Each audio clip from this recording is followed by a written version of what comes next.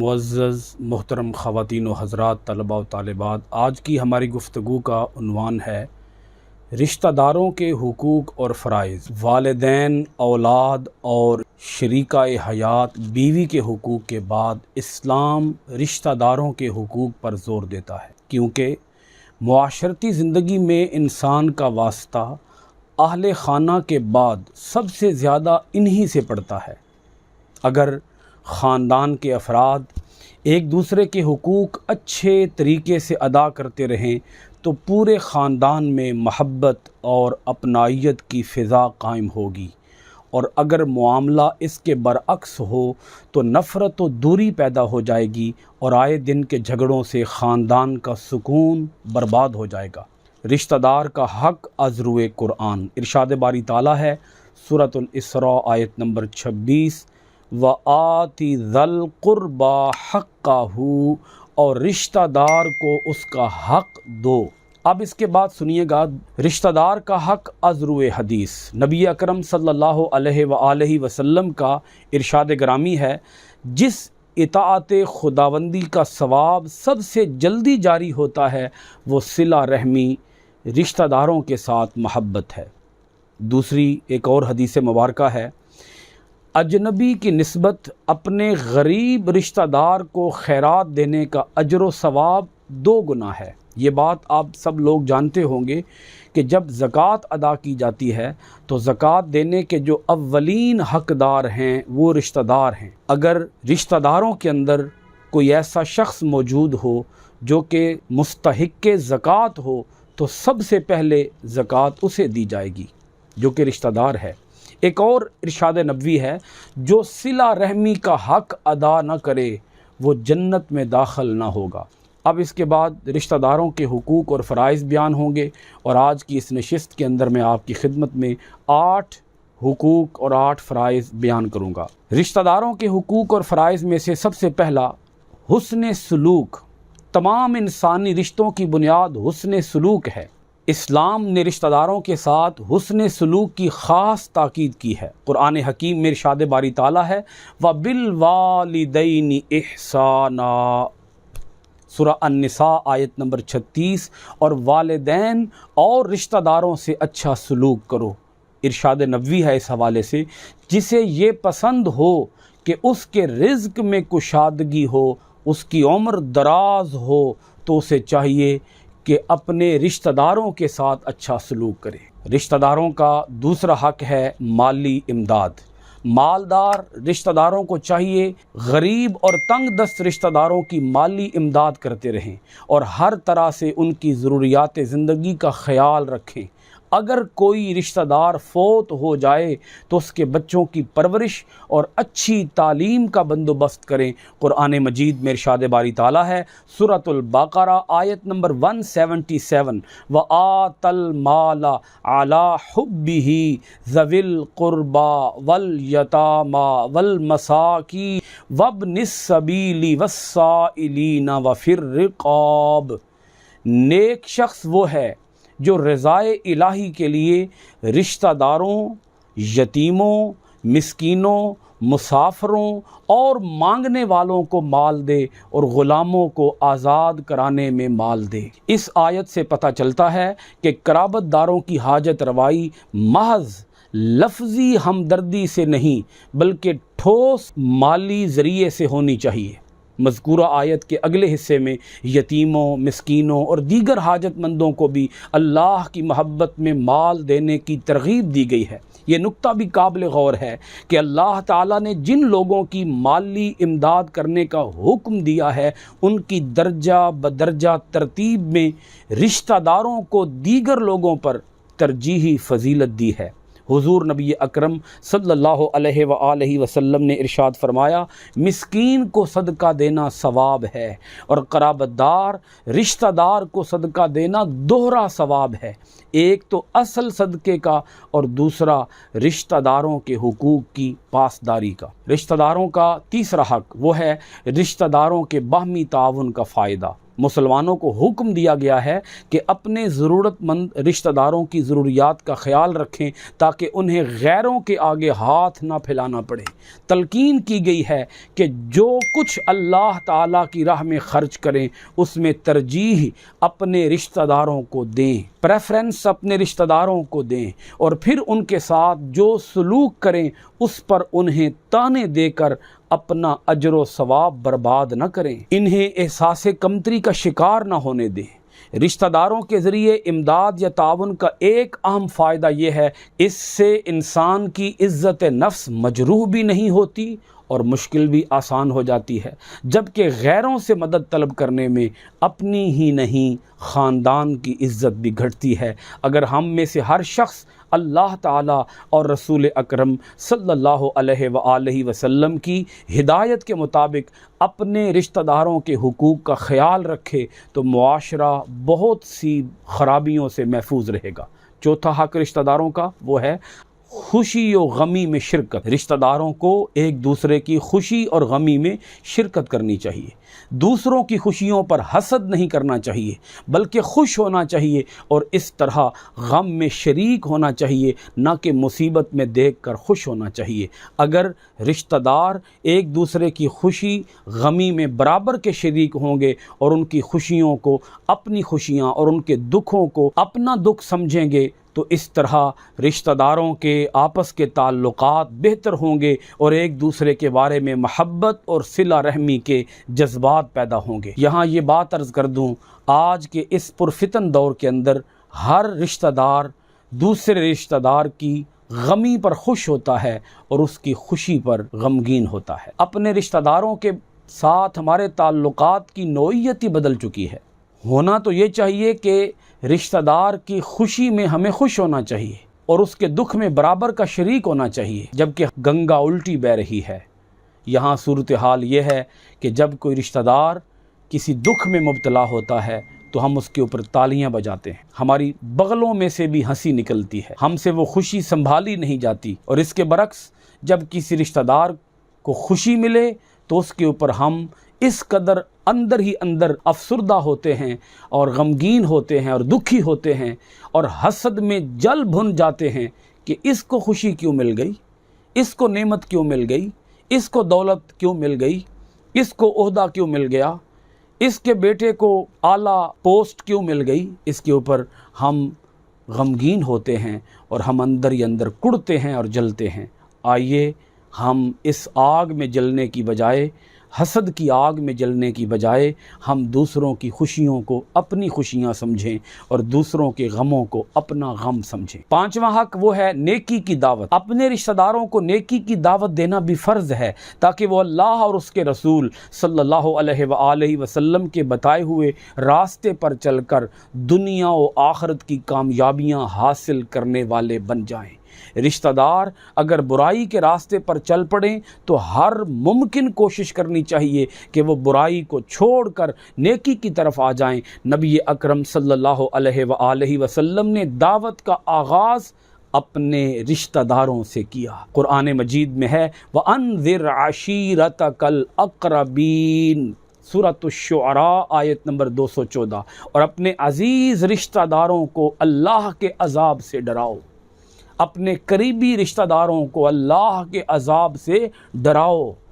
صرف خود نیکی کر کے بیٹھ نہ جاؤ، صرف اپنی نیکی کے اوپر اکتفا نہ کرو، بلکہ اپنے رشتہ داروں کو بھی نیک کاموں کی تلقین کرو اور انہیں برائی سے بچنے کی ترغیب دو۔ اللہ رب العالمین تم پر خوش ہوگا اور تم پر اپنے کرم اور اپنے نعمت کا مینہ برسائے گا۔ نمبر 6 ہے قطع تعلقی کی ممانعت۔ قطع تعلقی کرنے سے، تعلقات توڑنے سے خاندانی نظام تباہ ہو جاتا ہے۔ کوشش کی جائے کہ ممکن حد تک رشتہ داری کو ٹوٹنے نہ دیا جائے۔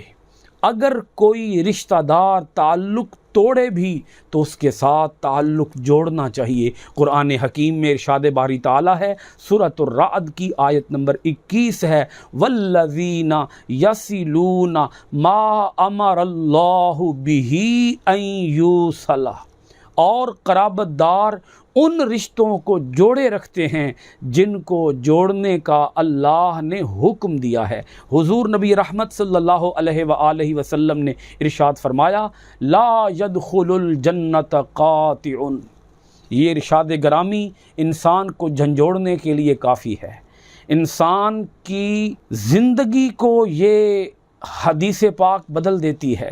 نمازیں پڑھ لیں، روزے رکھ لیں، زکوٰۃ دے لیں، حج کر لیں، نیک کاموں کے انبار لگا دیں، اعمال صالحہ کے پہاڑ لگا دیں، سرکار کا فرمان سن لیجئے اپنے دونوں کانوں کے ساتھ، وہ جنت میں داخل نہیں ہوگا۔ اسے نمازیں، روزے، حج، زکوٰۃ، جہاد، تبلیغ، نوافل، مجاہدے، ریاضتیں، رکوع، سجود، تسبیح و تحلیل اسے جنت میں لے کر نہیں جائے گی، اسے روک دیا جائے گا۔ وہ شخص جہنم میں جا کر گرے گا جو رشتہ داروں سے تعلق توڑ کے رکھتا ہے۔ یہاں آپ اندازہ لگائیں، جو ایک دوسرے کے دکھ میں ایک دوسرے کے سکھ میں برابر کے شریک ہوا کرتے تھے، آپ اندازہ لگائیں اسلام کیا تلقین کرتا ہے۔ کہاں وہ لوگ کہ جو مکہ سے آئے اور کہاں وہ لوگ کہ جو مدینہ منورہ کے باسی تھے، جن کو انصار کہا گیا، مددگار۔ انصار کا معنی ہے مددگار۔ انہوں نے مدد کرنے کی حد کر دی، انتہا کر دی مدد کرنے کی۔ وہ لوگ کہ جو اسلام کی خاطر اپنے گھر بار، اپنا کاروبار، اپنے مال، اپنے مویشی، اپنی جائیدادیں، اپنے بزنس، اپنی تجارت، سب کچھ چھوڑ کر مکہ سے مدینہ منورہ کی طرف آ گئے۔ انہوں نے دل کھول کر ان لوگوں کی ہر طرح سے مالی مدد کی، تعاون کیا، ہر طرح کا تعاون کیا۔ اپنی جائیدادیں، اپنے مکانات، اپنے مال مویشی آدھ نصف بانٹ لیے۔ آدھا مکان تیرا ہے، آدھا مکان میرا ہے، آدھے مویشی میرے ہیں، آدھے مویشی تیرے ہیں، آدھے باغات میرے ہیں، آدھے باغات تیرے ہیں۔ یہ خونی رشتے نہیں تھے، لیکن خونی رشتوں سے بھی بڑھ کر انہوں نے ایک دوسرے کی مدد کی ہے۔ اور آج ہم لوگ ہیں کہ اپنوں سے تعلقات توڑ چکے ہیں، رشتوں کو ہم نے کاٹ کے رکھ دیا ہے۔ کہاں سے سکون کہاں سے ملے گا، چین کہاں سے ملے گا، اطمینان کہاں سے ملے گا؟ ہم نے تو دیواریں کھڑی کر دی ہیں۔ آج سگا بھائی سگے بھائی سے، سگی بہن سے، آج چچا اپنے بھتیجے سے، ماموں اپنے بھانجے سے، آج تو رشتوں کی کوئی اہمیت ہی نہیں ہے۔ حضور نبی اکرم صلی اللہ علیہ وآلہ وسلم نے یہ بھی ارشاد فرمایا، اپنی اولادوں کو رشتوں کی پہچان کراؤ، انہیں بتاؤ کہ یہ تمہارا چچا ہے، یہ تمہارا ماموں ہے، انہیں بتاؤ کہ یہ تمہاری خالہ ہے، یہ تمہارے خالو ہیں، یہ تمہارا چچا ہے، یہ تمہاری چچی ہے، یہ تمہارے ماموں ہیں، یہ تمہاری ممانی ہیں۔ انہیں بتاؤ، رشتوں کی پہچان کراؤ۔ جب میں یہ سوچتا ہوں تو سوچتا ہی رہ جاتا ہوں، یہ جو اپنے ہوتے ہیں، اپنے کیوں نہیں ہوتے؟ اپنے وہ نہیں ہوتے جو مرنے پر آتے ہیں، اپنے وہ ہوتے ہیں جو مرنے ہی نہیں دیتے۔ اپنے وہ نہیں ہوتے جو تصویر میں ساتھ کھڑے ہوں، اپنے وہ ہوتے ہیں جو تکلیف میں ساتھ کھڑے ہوں۔ وہ اپنے ہی ہوتے ہیں جو لفظوں سے مار دیتے ہیں، ورنہ غیروں کو کیا خبر کہ دل کس بات پہ دکھتا ہے۔ نمبر 7، رشتہ داروں میں صلح کرانا۔ بعض اوقات رشتہ داروں میں باہمی اختلافات کی وجہ سے جھگڑے بھی ہو جاتے ہیں، اس لیے ضروری ہے کہ ان کے آپس میں لڑائی جھگڑے کی صورت میں صلح صفائی کرا دی جائے، ورنہ رشتہ داروں میں دشمنی کی وجہ سے بعض اوقات بڑے بڑے فسادات ہو جاتے ہیں۔ ارشاد باری تعالیٰ ہے، وَإِن طَائِفَتَانِ مِنَ الْمُؤْمِنِينَ اقْتَتَلُوا فَأَصْلِحُوا بَيْنَهُمَا۔ سورۃ الحجرات کی آیت نمبر 9 ہے۔ اگر مومنوں کے دو گروہ آپس میں لڑ پڑیں تو ان میں صلح کرا دو۔ صلح کرانے کا ثواب 2 حج اور 2 عمروں کے برابر رکھا گیا ہے۔ آپ نہیں جانتے صلح کرانے کی کیا فضیلت ہے اور کیا اہمیت ہے۔ کہاں حج بیت اللہ اور کہاں عمرہ اور کہاں صلح کرانا، لیکن رسول اکرم صلی اللہ علیہ وآلہ وسلم نے ان دونوں اعمال کو جوڑ دیا۔ فرمایا تم رشتوں کے درمیان صلح کراؤ، تم مومنوں کے درمیان صلح کراؤ، تم 2 بھائیوں کو آپس میں ملا دو، اللہ تمہیں 2 حج اور 2 عمروں کا ثواب عطا فرما دے گا۔ اس سے بڑی اور کیا فضیلت ہو سکتی ہے؟ یہاں تک اسلام کے اندر اجازت دی گئی ہے ویسے تو فرمایا گیا لعنت اللہ علی الکاذبین، جھوٹوں پر لعنت ہے، اللہ کی لعنت ہے جھوٹوں پر، لیکن اگر رشتوں کو آپس میں ملانا ہو تو جھوٹ بولنے کی بھی اجازت دی گئی ہے، اور اس میں کسی کا نقصان نہ ہو۔ جھوٹ اس طریقے سے بولا جائے، اس طرح کا جھوٹ بولا جائے کہ اس میں کسی کا نقصان نہ ہو، اس میں کسی کو اذیت نہ پہنچے، کسی کو تکلیف نہ پہنچے، اس انداز سے اس جھوٹ کو بنایا جائے تاکہ رشتوں کے درمیان جو خلیج واقع ہو چکی ہے، جو دیوار حائل ہو چکی ہے، رشتوں کے درمیان میں جو دراڑیں پڑ چکی ہیں، ان دراڑوں کو بھر دیا جائے، ان دراڑوں کو بھر دیا جائے۔ اب سنیے گا، آخری 8واں حق وہ ہے وراثت۔ اسلام نے رشتہ داروں کو وراثت دینے کا حکم دیا ہے۔ ارشاد باری تعالیٰ ہے للرجال نصیب مما ترک الوالدان والاقربون وللنساء نصیب مما ترک الوالدان والاقربون مما قل منہ او کثر نصیبا مفروضا۔ سورہ النساء آیت نمبر 7۔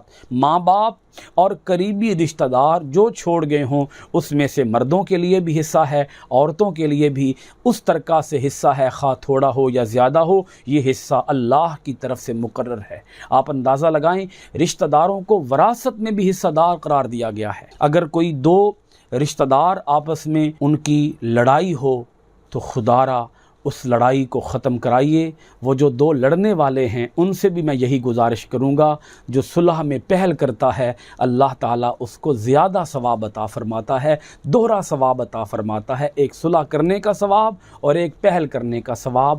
آگے بڑھیے، ان رشتوں کو سنبھالیے، ان رشتوں کی قدر کیجیے، وگرنہ نمازیں، روزے، حج، زکوٰۃ برباد ہو جائیں گے، عبادات کا کوئی فائدہ نہیں ہوگا۔ اسلام در حقیقت صرف عبادات کے مجموعے کا نام نہیں ہے، صرف داڑھی اور ٹوپی کا نام نہیں ہے، صرف تسبیح کا نام نہیں ہے، صرف وضو، غسل، طہارت کا نام نہیں ہے، بلکہ اس دل کو بھی پاک اور صاف رکھنے کا نام ہے۔ اگر دل میں کسی کے لیے کینہ ہے، حسد ہے، بغض ہے، عناد ہے، دشمنی ہے، تو پھر یہ یاد رکھیے اللہ رب العالمین اس کی عبادات کو رد کر دیتا ہے، ضائع کر دیتا ہے۔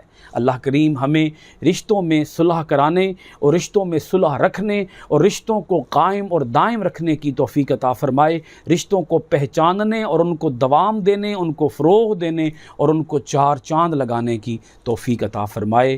بہت شکریہ۔ السلام علیکم ورحمۃ اللہ وبرکاتہ۔